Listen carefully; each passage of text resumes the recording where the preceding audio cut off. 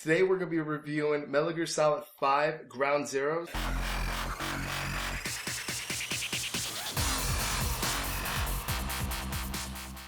What's up YouTube, it's Hector from Not2Nerdy and welcome back to another video game review. Today we're going to be reviewing Metal Gear Solid 5 Ground Zeroes, and this is for the PlayStation 4. Now, right off the bat, let's talk about the graphics. Let's go straight into this game. It's not going to be a long review because it's a short game, so it's going to be a short review.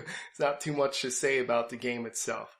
Now, the graphics, let's go straight into that. Amazing graphics. This game looked amazing. It looked great. It ran 1080p, 60 frames per second. I don't think it dropped a frame at all. It just was amazing that it's an open world game, and yet it's running so fluid on a PlayStation 4. That's just shocking to me. So this game really sets the mark for the way a game should run, how smooth it should be, how fluid it should be. Now, let's go to the next part. This is like probably the worst part, is the gameplay itself. Once again, it's fluid gameplay. You have nice control. The new mechanics, the way the button layout works, everything looks works really well. I like it. It makes it a lot easier to do stealth. Now let's just jump into the story.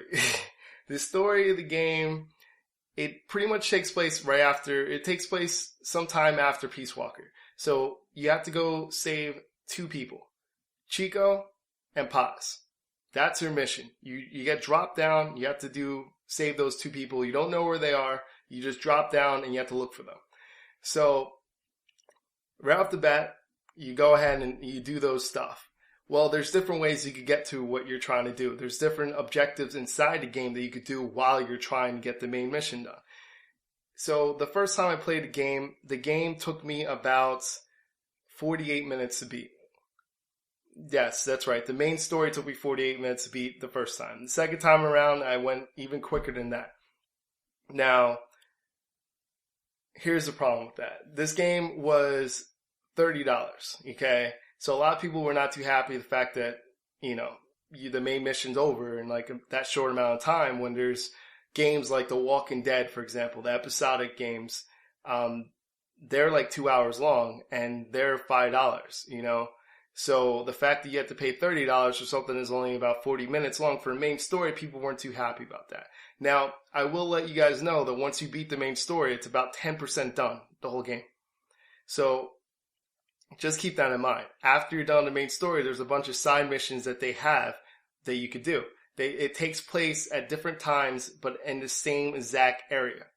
So there's different types of missions where you have to go, for example, Deja Vu mission, which I love. That pays homage to all the fans of Metal Gear Solid, and it shows you have to reenact certain scenes in the game, and you have to find the spots to reenact it. That one's a lot of fun. Now there's also other missions where you have to go take out two targets and stuff like that. So the side missions and stuff like that, if you actually sit down and beat it and try to get it to an S ranking, it's going to take you a while. I'm only 90% done with the game, and I've been playing for a bunch of hours trying to perfect different things.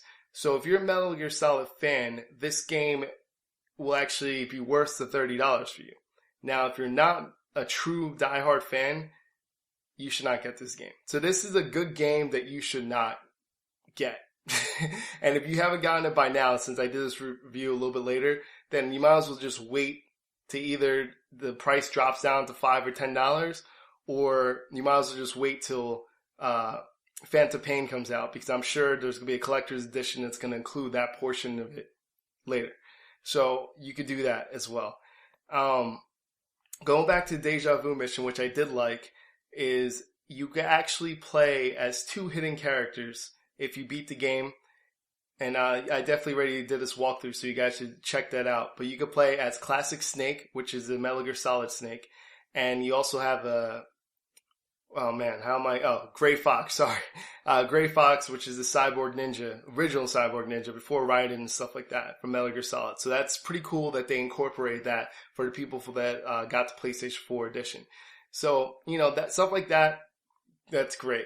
Now, how do you review a game, that's like this? How do you give a score to a game that's like this?